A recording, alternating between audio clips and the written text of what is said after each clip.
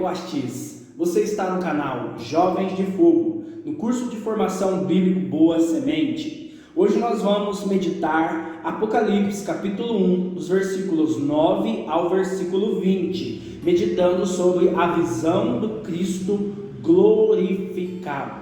Algo de extraordinário que nós vamos ver nestes versículos é que a João, Deus deu a graça dele ver o Senhor glorificado. O profeta Isaías, no Antigo Testamento, teve também uma visão do Cristo ferido e humilhado. Isaías, capítulo 53, no versículo 4. Isaías vai descrever Jesus como uma ovelha que vai destinada ao matadouro, sem pronunciar nenhuma palavra, ferido e massacrado, castigado por Deus. E era na verdade os nossos pecados que ele carregava em suas costas. Os apóstolos, eles vão ter a revelação da plenitude dos tempos. Eles vão ver o Cristo encarnado, o Cristo crucificado, o Cristo transfigurado e o Cristo ressuscitado. É aquilo que nós vamos encontrar nos 4 evangelhos, a boa nova de Jesus. Mas só a João é dada esta revelação, a revelação do Cristo glorificado. Então vamos meditar aí os versículos para compreender aí o conteúdo desta revelação. Versículo 9: Eu, João, vosso irmão e companheiro na tribulação e também no reino de Deus e na sua constância em Jesus, encontrava-me na ilha de Patmos por causa da palavra de Deus e do testemunho de Jesus. A ilha de Patmos era uma ilha prisão usada pelos romanos para prender os cristãos. Então a igreja sofreu uma grande perseguição e João ele foi preso na ilha de Patmos. Essa ilha ela ficava a 55 quilômetros na parte sudoeste da Turquia, conhecida também como a Ásia Menor. Então João ele está preso nessa ilha, a ilha de Patmos, e ele vai ter revelações de Jesus.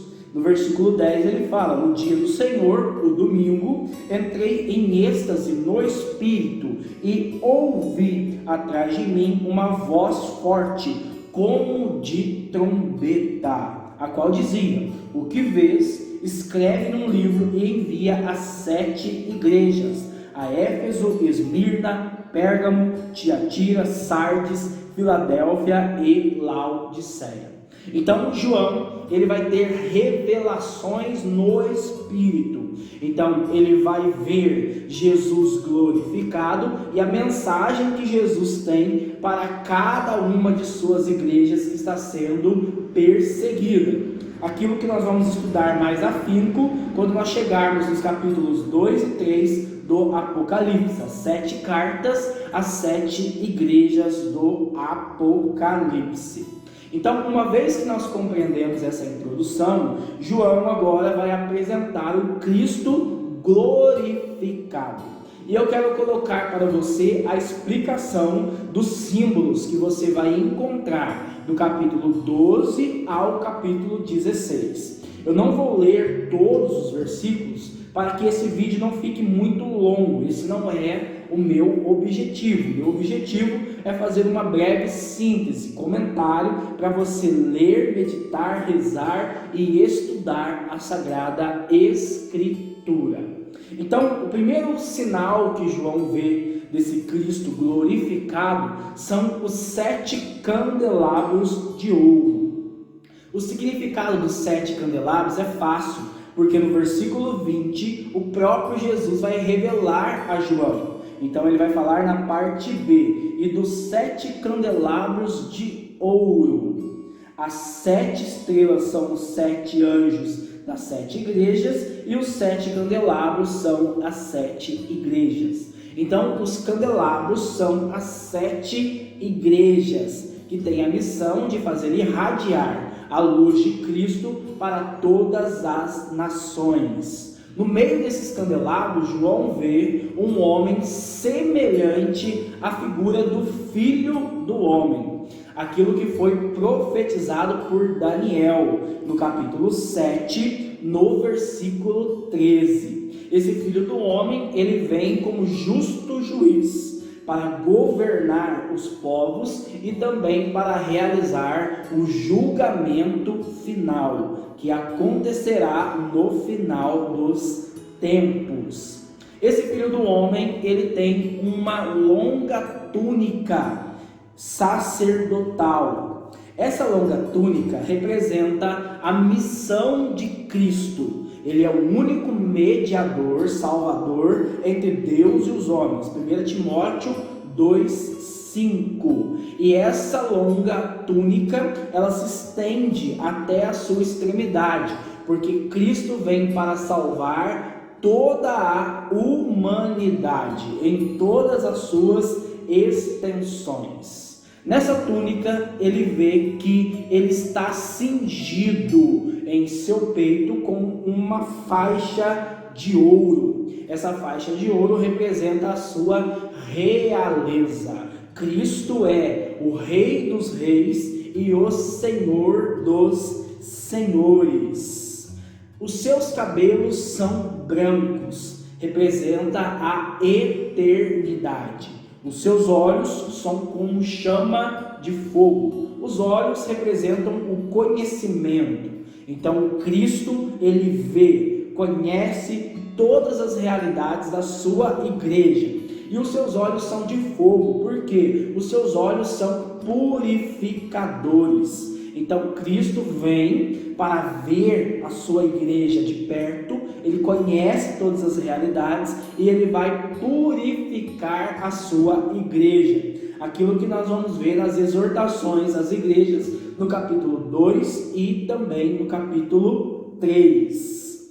Os pés se pareciam ao bronze fino encandecido na fornalha. Então os pés do Cristo não é um pé de barro, como aquilo que Daniel vê das nações, frágil, mas os pés de bronze significam firmeza e autoridade. A sua voz é como um ruído de muitas águas. Tente imaginar você debaixo de uma grande cachoeira, aquelas águas torrenciais caindo sobre a pedra, sobre a sua cabeça, um som ali que estremece os nossos ouvidos e o nosso coração. Então, a voz de Cristo é uma voz poderosa. A palavra do Senhor é uma palavra poderosa. E essa palavra, ela sai como uma espada de sua boca de 2 gumes. Aquilo que está em Hebreus capítulo 4, no versículo 12. A palavra de Deus é como uma espada afiada de 2 gumes. Penetra até dividir o espírito e o corpo, articulações e medulas. Então este é o Evangelho do Senhor Jesus. O Evangelho do Senhor Jesus vem para dividir a luz das trevas, separar o homem pecador do santo, e ele vai julgar todas as coisas por meio da sua palavra. Mateus capítulo 24, ele vai falar que no final dos tempos o Senhor vai separar as ovelhas dos bodes, os bons dos maus. E o seu rosto é brilhante como o sol. Aqui nós temos uma revelação da transfiguração do Senhor. Em Mateus 17:2, os discípulos tiveram a experiência da transfiguração. Então Jesus, ele está ali diante dos seus discípulos transfigurados. O seu rosto é como o sol. É impossível de permanecer contemplando a sua face. Quando João tem essa grande revelação, ele vê o Senhor glorificado diante dos seus olhos, ele cai morto. Olha o que está no versículo 17. Ao vê-lo, caí morto aos seus pés. Então no Antigo Testamento foi revelado que ninguém poderia ver a face de Deus e permanecer vivo. E João, vendo Jesus glorificado, ele também cai morto. Aqui é a situação de como as igrejas estavam no período da perseguição. Elas estavam mortas, precisando de um avivamento.